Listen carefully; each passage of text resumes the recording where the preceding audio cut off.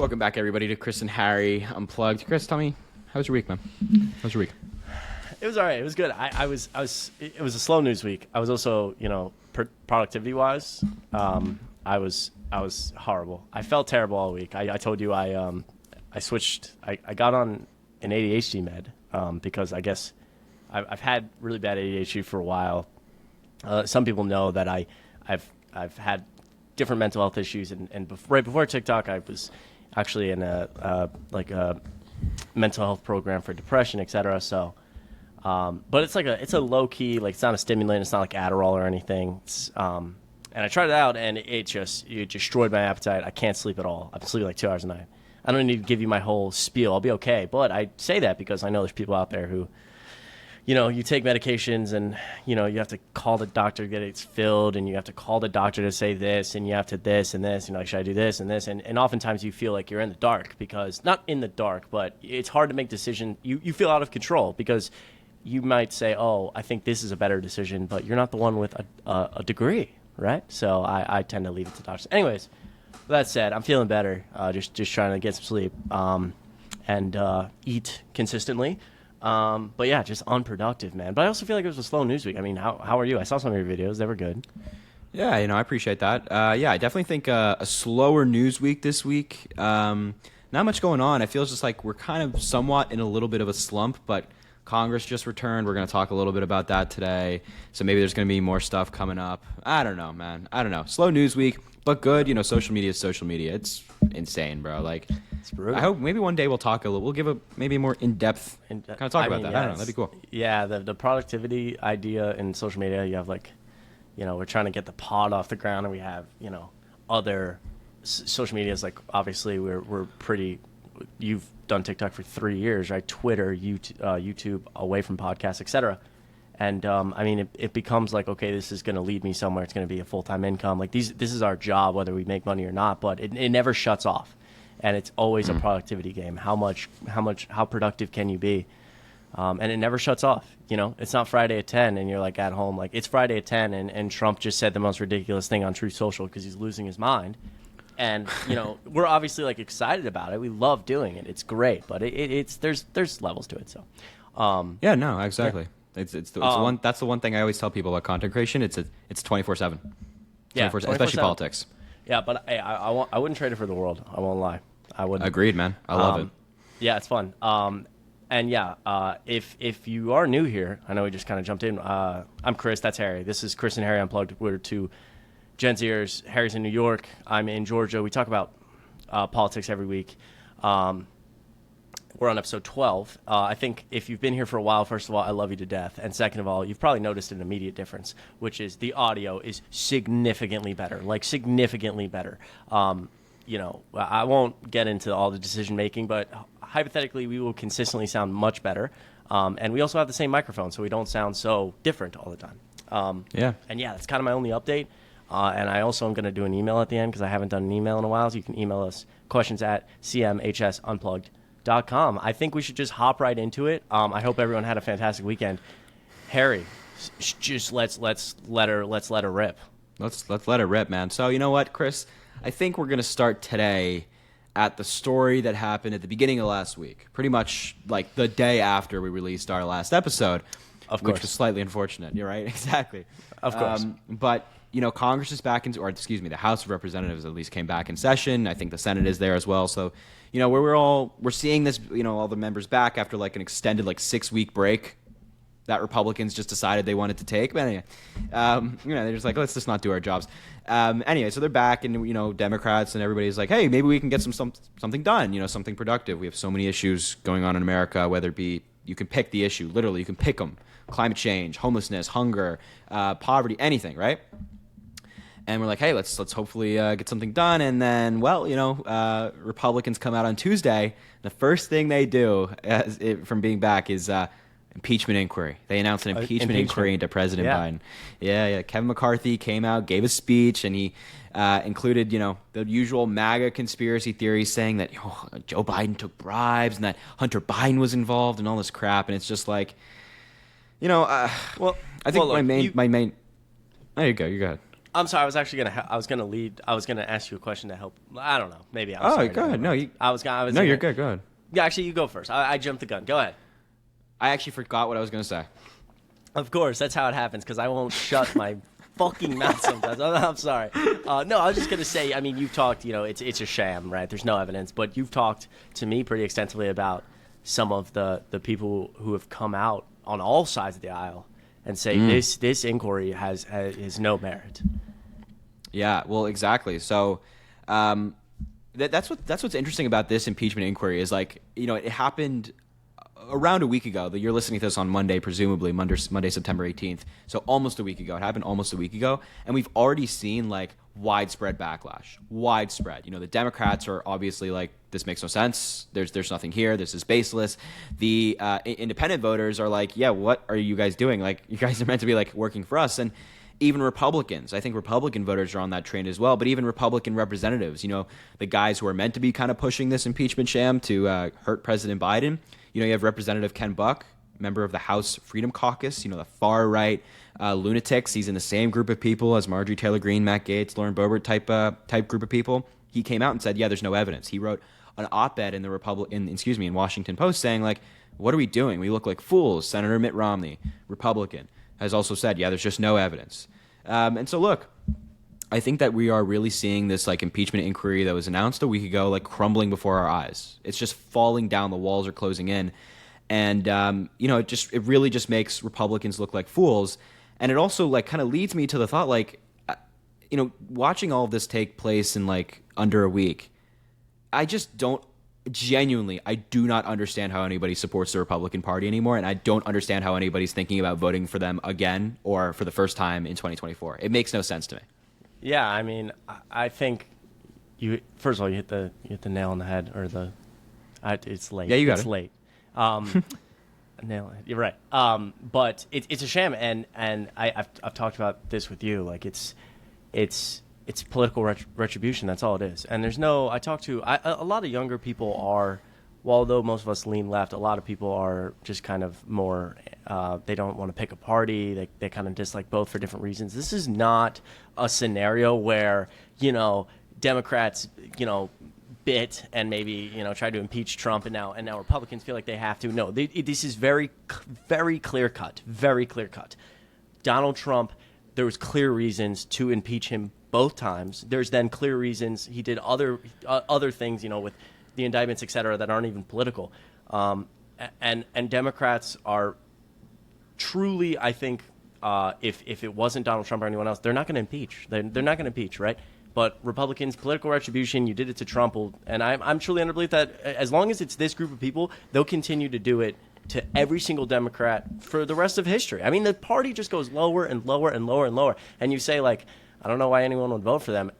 Dude, the poll numbers are scary. I won't lie, the poll numbers are scary. And we're going to talk about those later as well. But yeah, I mean, like, look, I know we have some conservative people who watch. I know we have people who agree with us that watch. But I don't think that anybody can argue that this is actually based on fact, right? Like, Marjorie Taylor Greene, on the first day that she was in Congress, when President Biden was elected, she introduced articles of impeachment against him. For what? For what? His first day in office, she's like, oh, let's impeach Biden. It's political retribution.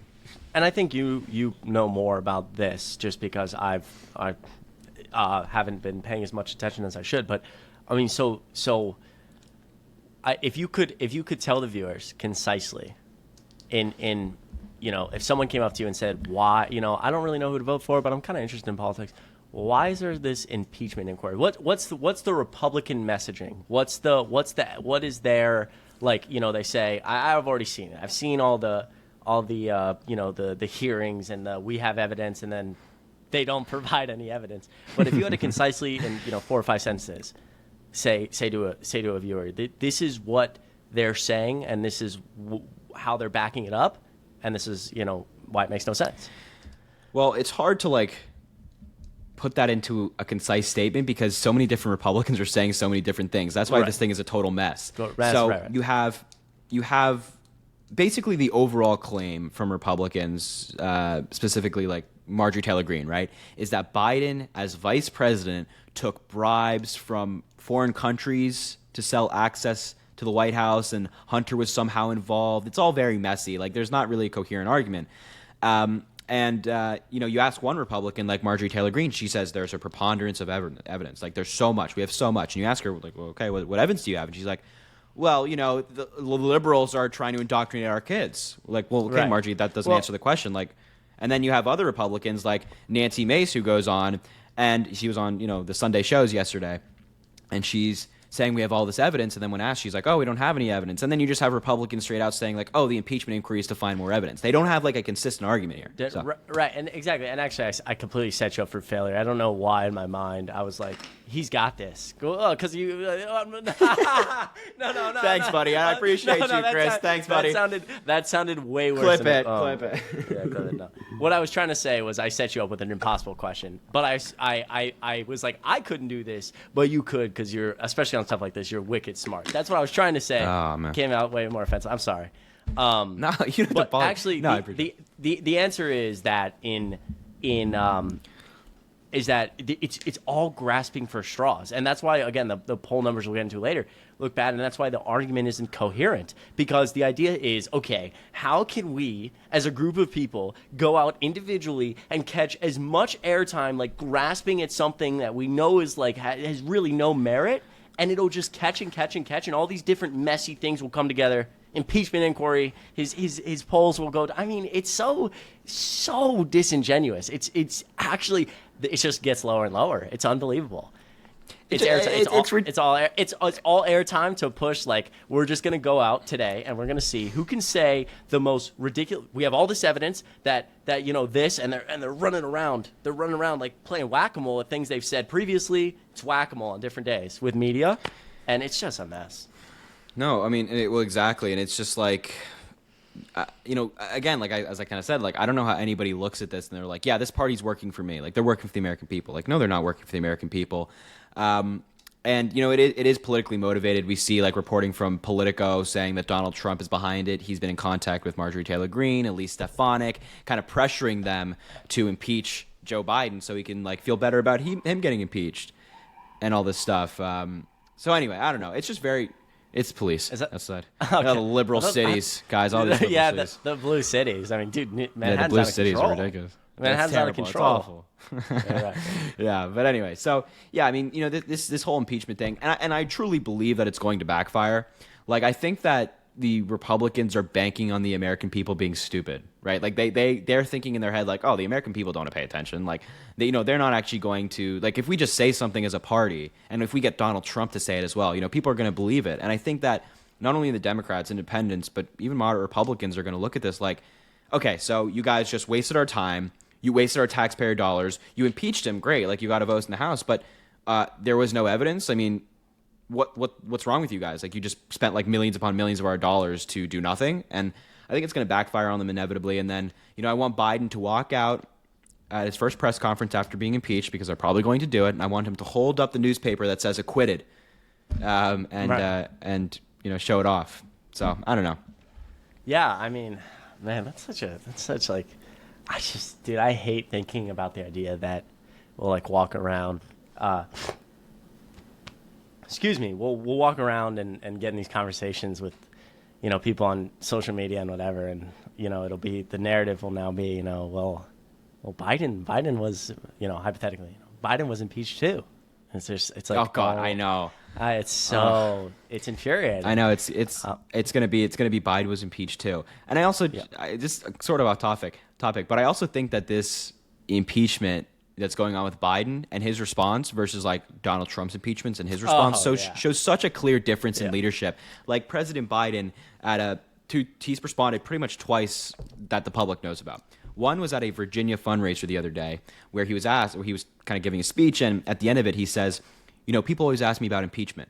I wake up and I don't think about impeachment once. I have a job to do for the American people. I'm focused on it. And he talked about how he had a convening of the cabinet today, or that day that he spoke, to talk about reducing cancer deaths. Like, Biden's doing like actual work, and the Republicans are playing games. And then Biden was asked yesterday by an NBC reporter, what's your response? Like, how do you feel about these Republicans opening an impeachment inquiry into you. And he said, I wish him a lot of luck, jokingly. And he smiled. And I just think, like, if it was Donald Trump in the same position, and we've seen him in the same position with the impeachments or even his trials, he freaks out because he knows he did something wrong. Like, it's like Biden obviously knows he's innocent, so he's like, good luck.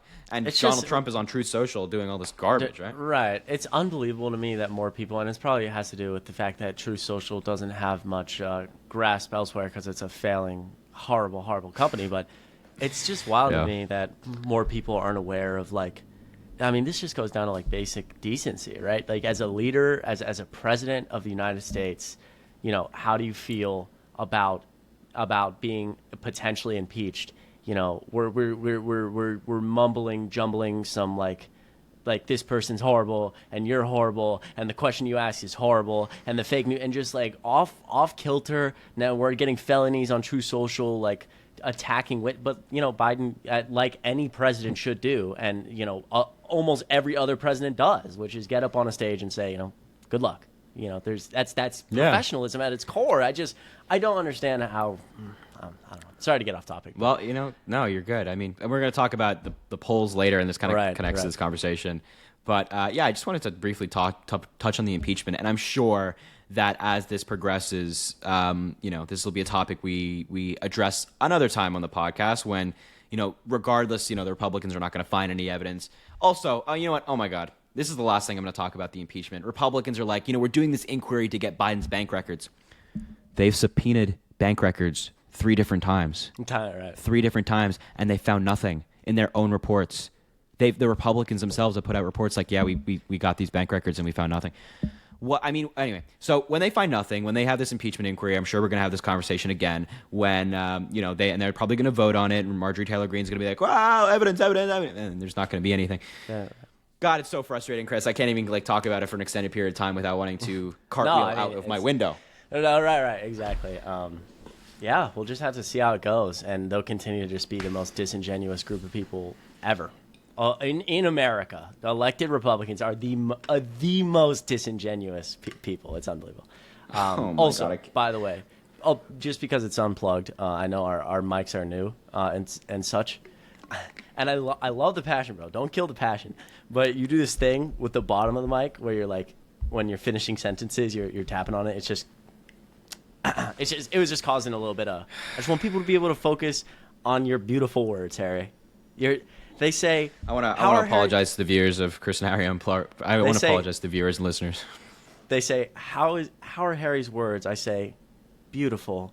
I'm sorry. All right, I'm keeping my hand off the mic, folks. I guarantee there's gonna be comments like I didn't even notice. Like I had no idea. I'm being an asshole. That's what I'm doing. No, I'm keeping my hand off the mic because I do it. Like, dude, I fidget when I talk sometimes. Yeah, but I fidget too. That's exactly how I am. It's bad. Well, that's why you saw me with this old mic, like getting it and like. Well. Anyway. Yeah. Sorry. Right, anyway, moving on, folks. Sorry, we're done with it. You wanna talk?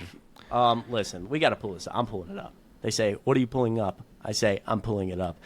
Quick. I actually also don't know what Chris is pulling up right now. I'm curious. Yeah. Oh no, there's an ad. What is it? Was that an acceptable ad? Wow. Of course, the New York Post would. So we're gonna dive. God. We're gonna dive right into this. I don't know what this is. Okay, it's accepted. Okay, so this is the New York Post story that extends on Lauren Boebert and what happened with her this week. If you don't know, mid last week, Lauren Boebert essentially got kicked out of a musical in a Denver theater. You can see some of the video playing right now for vaping, and then her and her boyfriend, I guess, were inappropriately touching each other. And it's not like I'm not sure that I'll let this video like continue to play, but essentially you do your due diligence. But this is not like this was very clear cut. Just trust me. There's very clear footage. They get very inappropriate. This is a Beetlejuice musical. There is literal children around them, which is hilarious, obviously, because Lauren Boebert is super anti-LGBTQ, very protect the kids. She's doing this very inappropriate stuff. The people behind her, or whatever, she gets kicked out. That happened. And I think a lot of people know that. But the follow-up to that was that the man with her is actually a Democrat. He is a Democrat, a registered Democrat, and He owns this is the quote from the New York Post, which is right-leaning. He, quote, owns a gay-friendly bar that hosts drag shows. And this is then confirmed later in the article that this guy that she's with is very pro-LGBTQ plus and blah, blah, blah, blah, blah, blah. And he hosts drag shows. He's a Democrat. And essentially, Lauren Boebert's defense of this right now is what every Republican's defense is. Let's be super disingenuous. Like, pretty much, I have no idea what you're talking about. I didn't do any of those things.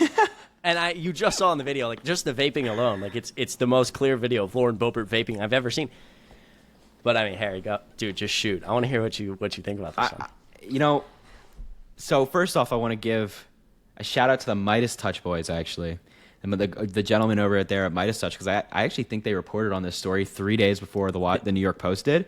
They did, So yes. It's like, shout out to that. I mean, they're killing it. Anyway, so aside from that. No, that's I true, saw very like the true. New York Post like taking credit for it. I was like, anyway. Oh, damn. I actually didn't know. I didn't mean to. I picked the New York Post because I'm like, they're really right. They're like a right-leaning. Oh, no. That was a smart move. Yeah. Yeah. So Because I'm the like, New York this Post is like, it's not a liberal media. It's like the right wing. Right. Even they're But talking about it. Shout out Midas Touch. But go ahead. Anyway, man, when I saw that, the whole like Lauren Boebert fiasco, and how do I like put this as nice as possible? The Republicans are not electing the best people. They are not sending. That was their, too nice. Yeah, I think.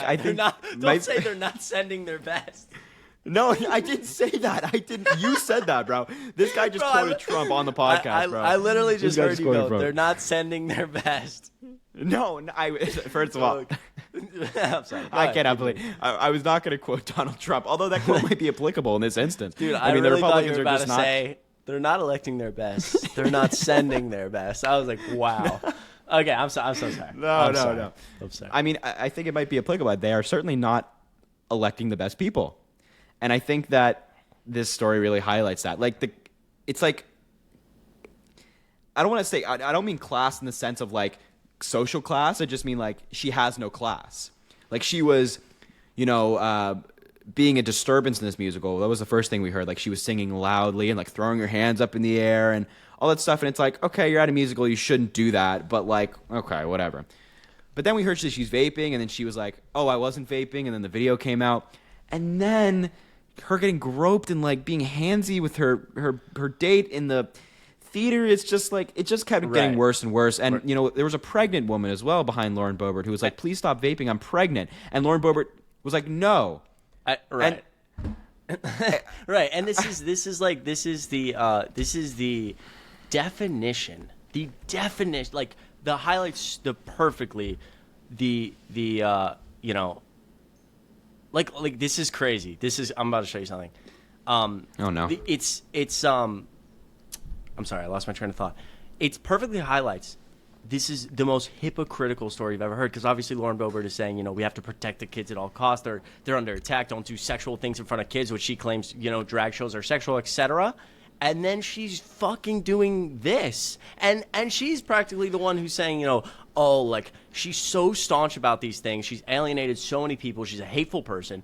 And so she says, oh, I would I'm not friends with any of those. Host drag shows, she would have public outrage. She would call for these type of people being jailed. And she's doing this. Now, my first question innately was, how are Republicans reacting to this? Because after it all came full circle, I'm like, okay, I gotta know, right? I gotta know. So first of all, I'm gonna read this. This is just so crazy to me. Lauren Boebert tweets, literally this year: "Take your children to church, not drag bars." Okay. Anyways, so this is if you just kind of peer Twitter at all about what a lot of people are saying is going on with Lauren Boebert. Who is this man? You expect the GOP to really stand up. A lot of big accounts posted about this, but I am just going to share literally the first one I found. I just searched up, like, I don't even know. I searched up, like, Boebert setup or something. Like, here's your example. This Boebert video reeks of a setup. He's not, quote, feeling her up. He's openly pawing and groping her so that it could be easily captured by the person recording. He's a Democrat, and she made a bad decision. I'm sorry. I read this one wrong. I clicked on the wrong one. Wow. That really hurts. See, I had this set up. that's what do you mean? Like that person's claiming it was like a setup. Well, I guess, yeah. But then at the end, he's like, I guess he like contradicts himself. He says he's a Democrat and she made a bad decision for putting. He's like blaming her, but saying she got set up. Okay, sorry. I guess I didn't get that wrong. But a lot of conservatives are saying that this was a setup. This whole thing is a setup. Look at this. This is my favorite one. So the man who is with Lauren Boebert is a prominent Democrat businessman whose family is very far left. Set up? Question mark. This has 300,000 views. Set up for what? Okay, I'm not reading that. There's something, there's some comments here. What's the setup? I've read. They say, the setup is, that this man, that same guy who's got like 400,000 followers, got like almost 1 million views. Boebert went to the theater. The man purposely got her drunk, did those things, and then immediately got the security footage, sent it to CNN, and it was a setup, and she had nothing to do with it. It's not a cult. It is not a cult. Listen, if anything you need to know, the Republican Party, the MAGA wing, it is not a cult. It is not a cult. There's no way it's a cult. Well, dude. I totally fumbled. Wait, for the record? No. You actually did a great job of describing that because for the record, I had no idea that wasn't even a narrative being pushed on the right. Yes, bro. This is like I actually tweeted about this because I was like, because always in these stories, I'm like, I got to get like just a little bit deeper. So I look it up because Twitter's pretty right wing, and a lot of the MAGA stuff comes out of Twitter. It's one of the most popular social media websites. And so like I even tweeted about it where I was like, what is going on? This is crazy. Yeah, I mean that genuinely just like bamboo. Like I'm genuinely in shock. Like I know that like we all know that MAGA is crazy, but it just strikes me that every single time something bad happens, it is always not the fault of the Republican or the MAGA Republican. It has to be like a nefarious plot to set them up, and it's like they just will never ever hold their own accountable. Oh man, wow! So, no, it just never. like took me. This wing is so conspiratorial. Everything's a conspiracy. No one ever tells the truth. It's so disgusting that she would suggest too. She didn't even suggest it. They suggested that this man is setting her up, and it's just like obviously that's not the case. We know that she's been with this man, and I told you essentially that a lot of Republicans think it's a setup. But I literally clicked on the guy's profile. I told you about it. He's got like 300,000 followers.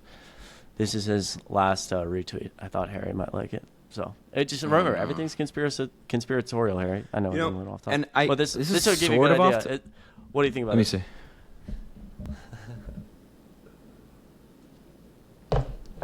Wait, what the fuck is this? Bro, this was just tweeted like I just saw this an hour ago. This is from Ethan though. Ethan Herschel has like 4 followers. Like these people are the worst people of all time. But yeah, it's being retweeted by like big accounts. What is this? What is this, Harry? Wait, what is this? What? Oh, this is actually insane. Wait, you just showed this to me for the first. Wait. Whoa. Okay, wait. I don't want to. I actually just thought it was. Wait. Do you want me to like pull those up, or do you want me to stop? Wait, you know what? Okay, Chris, filibuster for me, because guys, this is we're including this entirely in the pod, but do you want me to get off so you can? Okay, you do. I want to get off so because I don't know what I'm gonna look on Twitter myself. Okay, but I don't know if it's like really like. I mean, if Ethan Herschel, like all, bro. Wait, there's a group of. See, this is kind of, dude. This is the type of stuff. It's 2 a.m. I text Harry. I'm like, dudes, people are tweeting about you this. He texts me that Andrew Tate the other day comes after me on Twitter. It's just like, and it's just.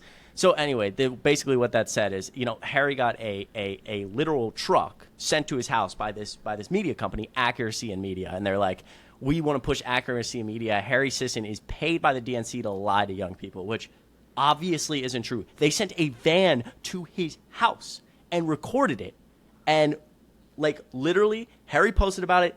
The company, Accuracy in Media, what an absolute fucking horrible disgrace of a company. Like, I'm telling you right now, like, just some of these people should never even be allowed to get into that type of field. Like, they think they're doing a service. You're doing no service. They really spit in the face of actual journalism. But Accuracy in Media sent a van to Harry's house. They took a picture of it and posted it on their website and said, we did this.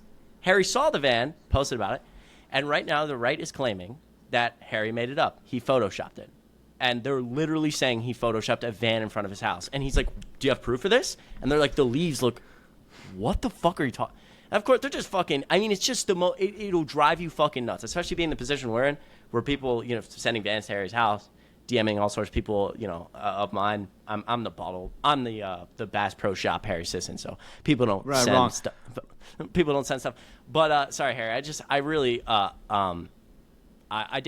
didn't know that there was going to be any, like, I haven't read. Is this no, like, no, big no. at all? This legitimately, I don't know. Okay, so if you're watching on YouTube, yes, yes, whatever you're thinking, yes. Oh my Yes. God, dude, this guy is. I mean, yo, this will be on Twitter. Yo, shout out to. So I'll show you guys one more time. I won't show what he's posting because I mean, actually wait. Can I just say something real quick before you show something? Yep. This is like genuinely like. This is unplanned for the podcast. We just discovered this right now. Yeah. And this has been like an ongoing fucking ridiculous controversy where people thought I photoshopped this van, yada, yada. I was like kind of like, whatever. I proved them wrong. It's fine. But now they're claiming that Midas Touch, like, they're claiming that the Midas Touch guys were behind it. What? I mean, we were just talking about these conspiracies. We were just talking about this. The funny thing. So yeah, I mean, so look, this actually goes very well back into the conversation we were having. Sorry to, again, I very much apologize to take such a crazy turn. Dude, I just learned about this in real time. So, dude, I just called all these people on Twitter like the most brain dead human beings I'd ever met, and I hate them with my whole gut, and that they like mean. Yeah, that's probably pretty bad, but I just can't even believe. Anyway, all right, let's get back on track. I apologize, folks. I just learned about the brand new conspiracy theory that dropped. It was originally I photoshopped it in. Now the van's real, and it was sent to me by my. Okay, cool. No, this is great. This is how this goes, bro. Anyway, wow. So yeah, this just perfectly goes back into the conversation we were just having about how everything is a conspiracy with Republicans. Like Lauren Boebert is getting felt up in front of kids in a theater, and that's a setup. I'm getting vans sent to my house, and it's either photoshopped or. Midas. Oh my God. Everything's a conspiracy, dude. Everything is a conspiracy. And you know what? This actually leads. Finish your thought. Go ahead. Sorry. I mean, I guess it leads into the polls. How? It leads into the polls, bro. How, Harry? You know what? How? Please, everybody, tell me how. We're gonna the impeachment conversation. The impeachment conversation. And the Lauren Boebert conversation kind of perfectly plays into these polls that we're seeing right now. They're for 2024. And quite frankly, 2024 election polls do not matter right now. It's September 18th of 2023, right? The election's not for over a year away. But it hurts. It hurts seeing numbers like this. So we got a presidential election poll from CBS. Who said? It's YouGov. And it's 2,000. Yeah, it doesn't feel good, my man. 2,385 likely voters. If you're on YouTube, you can see what we're looking at here. If you're on listening, basically the poll found that 50% of respondents said that they are supporting Donald Trump, and 49% of respondents said that they're supporting President Biden. Independents go 57% for Trump and 42% for Biden. Now, it's very important to note that this is extremely unlikely. Because even when Donald Trump was in his height of his political career, that being like 2016 running against Hillary Clinton, he didn't even come near these numbers for independents. So I find it, and I think a lot of, I've read online, a lot of political scientists find it very difficult to believe that, there's such a big swing for independents. But, 50 to 49 is not great. That sounds huge. And then here's the other thing I want to show you just to make you even more sad, Chris, and the viewers a little bit more sad. Now, again, the polls do not matter at this moment in time. And again, polls have consistently underestimated President Biden and the Democrats in recent years, because in 2016 they were so wrong that I think polling companies have overcorrected to the point that they overestimate Trump and the Republicans and underestimate Democrats. So anyway. Now, of recent polls, this was concluded at September 12th. These are polls between August 23rd and September 12th. Trump is leading by 0.5 points in the polls of all the combined averages. And, it's not fun. Dude, those numbers hurt a lot. And I think you're right. It's early. Like, I think Reagan was halfway through. And he had horrible poll numbers, like absolutely god awful poll numbers. They were like calling for his resignation, and 2 years later, he was like the most popular president the U.S. had in the last 100 years. I mean, I'm not trying to suggest that something that dramatic will happen, but I'm saying, it's very early. A lot can change, and there's a lot going for these numbers as well. Like the fact is, those independent voters and people who may not vote for President Biden, or I'm sorry, people who may not be fond of President Biden may, I think when Donald Trump, I can't say likely, but if he gets convicted before the election, he will get convicted. If it's before the election, I think that will sway a lot of really necessary voters that need to be swayed. So, yeah, no, 100%. I also think it's important to note that, at the same time in Obama's reelection campaign, in the same kind of area in 2011, I should say. People were calling for Obama to drop out. There were opinion pieces being written that, he should drop out for Hillary Clinton and that she should have been the nominee all along. And the Obama presidency has been fine, but not good enough. And he needs to. So, I'm not saying people should be alarmed, but it is truly baffling to me how, even with the polls, I think being a little bit off, how anybody's like, yeah, let's vote for Trump. I mean, these people, and we say it all the time, and I'm sorry to say it again, but Trump and like MAGA Republicans are so entrenched in conspiracies. They're so entrenched in lies. And we just found out a brand new lie about one of us on this podcast, right? They're so in this realm of fantasy land that it's difficult to conceptualize for people who actually like pay attention to politics, or just good people generally, people who are just like morally good people, how anybody is looking at Trump and the Republicans like, yeah, I want to vote for them.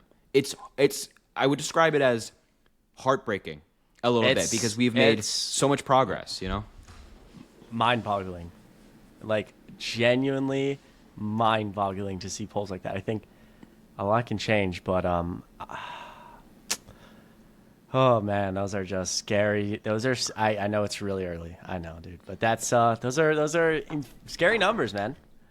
They are scary numbers, and again, like I want to continue to say that I'm still under the belief that President Biden is in a terrific position to win again in 2024, and even expand his margin of victory to states like possibly North Carolina. If you want to pick up some other states, I think North Carolina is probably the only one. Anyway, regardless. I think that Biden's in a great position, and I genuinely do believe that the polls are a little bit off. But those are concerning numbers. The fact that anybody, I mean, like, do people do these, and I don't mean to like vote shame, but I'm going to do it anyway. Do these like Republican voters, these moderate Republicans, like these even like kind of right-leaning independents have like short-term memory loss? Do you guys forget what the Trump presidency was like? Do you guys forget what COVID was? I'm sorry, I know it's a little harsh. I mean, no, but do you guys forget what COVID was like? That recency bias is like a real thing, yes, especially in politics. Recency bias is crazy in politics. It's like guys, we had Trump on a stage while thousands of Americans were dying a day, being like, "It's gonna go away by Easter, guys. What the hell are you freaking out about? Those masks? Like, I don't like them. I don't trust them." And Dr. Fauci's like. Dr. Fauci's like, "Sir, please, I'm begging you, please fund, these equipment for frontline workers. They're on the front lines. People are dying. Please go out there and say wear masks. Please go out there and social distance." He's like, "No, I don't like Fauci because he's telling me what to do." Yeah, exactly. And he's like, "It came from China. People genuinely, like, if you had to go back and live, if you were invested in politics and you had to live 5 days of a regular, just pick any week of the Trump presidency, I promise, you'd be like, wow, this shit was really bad, bro. I mean, every other day was fun. Anyways. I think the worst day, to be a little bit hyperbolic, even though it's probably the truth, the worst day of the Biden presidency, 10 times better than the best day of the Trump one. Oh, absolutely. What is the best Trump? What is the best Trump presidency? What is the best day of the Trump presidency? The day he said like the least amount of like lies, misinformation, and hateful things, which was probably like, I don't know, he's like traveling a lot, so he only got a chance to tweet twice. Yeah, I mean, Trump supporters will be like, "Oh, well, what about the day he killed Soleimani?" And we'll be like, "Well, that was nice." And then, but it led to like our troops in Iran getting struck by missiles and having like brain injury. So it's like, great job, Trump. You just got our troops like hit. Now and then Trump is like, let's defund the VA so those people that got struck because of my actions can't get health care. It's great. I mean, Trump is just such an awful person. These numbers, folks, let's get it together. I mean, we got to get it together as a nation. We got to pull ourselves up by our bootstraps. And I hate to say it, but we got to pull ourselves up by our bootstraps. Oh my God! I mean, guys, it's so concerning. Folks, can we just please, can we please just vote? Vote your socks off.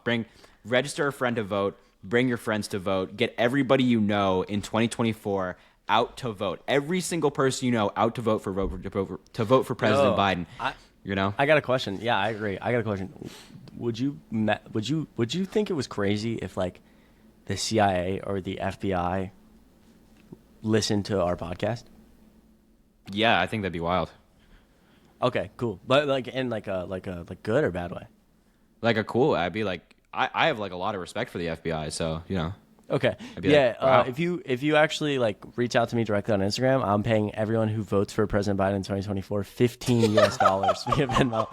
Yep. So, yeah, Harry, you just got your wish, pal. You just got your wish. All right, for legal reasons, that's a joke. No, that's obviously a joke. Please do not DM me. Please do not DM me. That was. I promise. That was 100% a joke. I don't know. And then no, Chris, you're gonna wake up tomorrow and you're gonna see, it's gonna be on Tuesday, the day after the pod's release. You're gonna wake up and Libs of TikTok is liberal influencer Chris Mowry is paying people now to vote for Biden, and they're gonna remove all the context. It's over. Career's over. Anyway, folks, guys, thank you so much for tuning in. We appreciate it a lot. We are available everywhere. Everywhere you can find podcasts, Spotify, iHeartRadio. If you're listening somewhere right now and you prefer to be listening to us elsewhere, you can see our faces on YouTube and the stuff we pull up, but I know it's a lot easier to listen on Spotify and all the other stuff.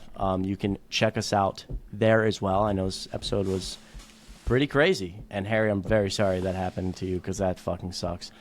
It's okay, man. That happens. Yeah. Happens. The email. Oh yeah, let's put an email in here, guys. Again, as Chris said at the beginning of the episode, we want to reinforce that if you have suggestions or you just want to talk to us, we love talking to you guys and we love reading your emails, and even if we don't respond, we promise we read them. So you can email us at cmhsunplugged at questions at we mess it up every single time. You can email us at questions@cmhsunplugged.com. If you have hey, I like this episode, but I didn't really like this, or I didn't like this aspect, I'd like you to talk about this more, or whatever, or you just want to be I appreciate you guys, or I don't appreciate you guys, whatever you guys want to say. All right, everybody, we're back after a long extended pause, but we found the email, and it's from Joy. We won't say her full name in email for privacy reasons. Don't know if she wants that. But her email's lovely. She says in section 1 of the email, she goes, "Thank you so much for doing this podcast. I love you both and literally binged your first 9 episodes at work today. If you have any other suggestions for me on political podcasts I can listen to while waiting for your weekly release, that'd be appreciated." Joy, thank you so much for not only listening to our podcast, but saying that. That actually means a lot to us, and we really appreciate that. That literally, dude, I can't describe how much I smiled when I saw that. It's just the reason that we're able to do this type of stuff, chase I guess a dream of whatever this is. I don't know what this is, but it's because of you, and it's because of you guys make it happen, and it's just I love you, so thank you. It just means a lot. Yeah, no, we can't even begin to express how much we appreciate it. And as we said at the beginning of the episode, we wouldn't trade this content creation for anything else in the world. We love it, and we really appreciate you guys, and you guys make it happen. And in terms of suggestions for other political podcasts, I would definitely recommend Pod Save America. Can't go wrong with those guys. They're former Obama employees. They worked in the White House with him, and they're great. They're super smart. So anyway, we really appreciate that first suggestion. Yeah, and I think the only other thing I'd recommend is these aren't necessarily always political, but they can be. They're short. The Wall Street Journal does the Journal on Spotify. It's released every morning. It's 15, 16 minutes. I really like their hosts. And then the Daily, which is New York Times, they do one as well. It's more a lot of times it's business, business oriented, but very lighthearted, super short, super sweet. A lot of times it's about politics. Sometimes it's just about interesting things. But it'll just make you a more informed person.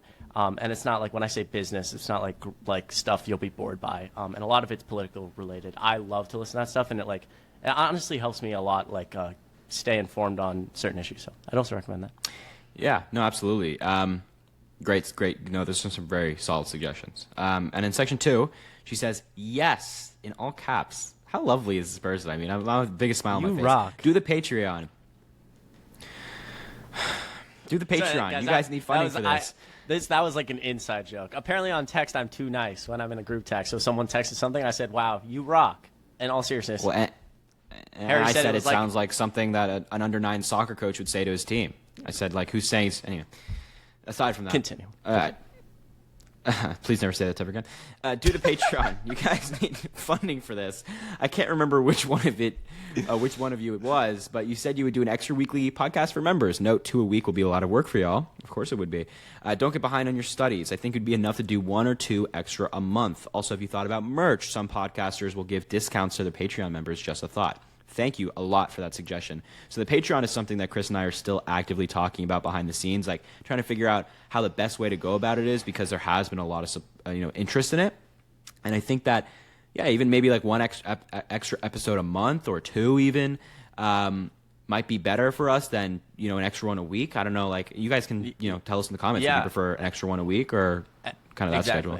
Yeah, enjoy it. Actually, like, thank you so much for the suggestion, too, because even I literally texted Harry and I was like, dude, this is actually, like, it doesn't always have to be 1 a week. We can add other stuff. And it made me think, like, we could do 1 or 2 extra episodes a month, but we could also add in, like, a lot more casual things, like some people do, like, Discords and stuff, like places where we could, like, actively chat or, like, just talk about politics in general or whatever. So there's a lot of options, and it kind of opened our brains. So, yeah, we appreciate it.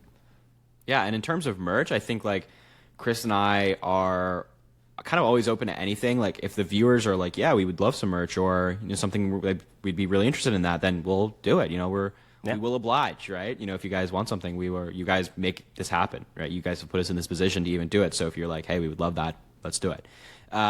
So yeah, thank you for that second suggestion. And finally, section 3, she says, the reason I'm writing, if you don't follow Nemo at nemo.says on the Clock app, which is TikTok, do it. He's amazing. I think he'd be excellent on your show. Go check out his vids. I know you'll like his incredible insight. Chris, he's also a fellow Georginian. He is. And keep up the good work, guys. Gen Z will save democracy. Vote blue. Joy, thank you so much. I will check out Nemo. And yeah, we're also always looking for guests. We'll hopefully have our first guest on soon, so we appreciate that. Yeah, very soon. Joy, thank you so much for the lovely email. I'm gonna follow you on TikTok right after this. You have your TikTok at the bottom, but I'm gonna go ahead and blur out all the information just because you haven't explicitly told me that I can share it, I guess. But if you're on TikTok, you're like actively trying to get, I don't know. I'll figure out, but I will follow you. This email truly like means the world. It's very, very kind. I do know Nemo.says. I know he's from Georgia. I've been on some lives with him. I love his videos. They're killer. And yeah, it kind of brings me back to like when I first started TikTok, like I guess now it's been closer to like almost 10 or 11 months now, but maybe like 5-6 months ago when I was like a pretty small content creator, I was lucky enough to come up in one of those lives or something. And yeah, I've learned a lot from Nemo. So it's good that you're listening, and shout out Nemo if he's around. So yeah, maybe we'll have him on the pod one day. I don't know. Maybe there's interest there. He's a good guy. He's a good guy.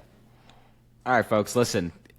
Thank you guys so much for watching this week's episode. We really appreciate that. This has been hectic. We promise not every episode is like this, but I've had a good time. We've had some good laughs and some unexpected moments, right? Yeah, we've had some good laughs. If you're still here listening, I want to say from the bottom of my heart I love you, and I want to tell you one more thing before you go. Let me know what you think of the audio in a comment, or you can DM me on Instagram, Twitter, or just DM me.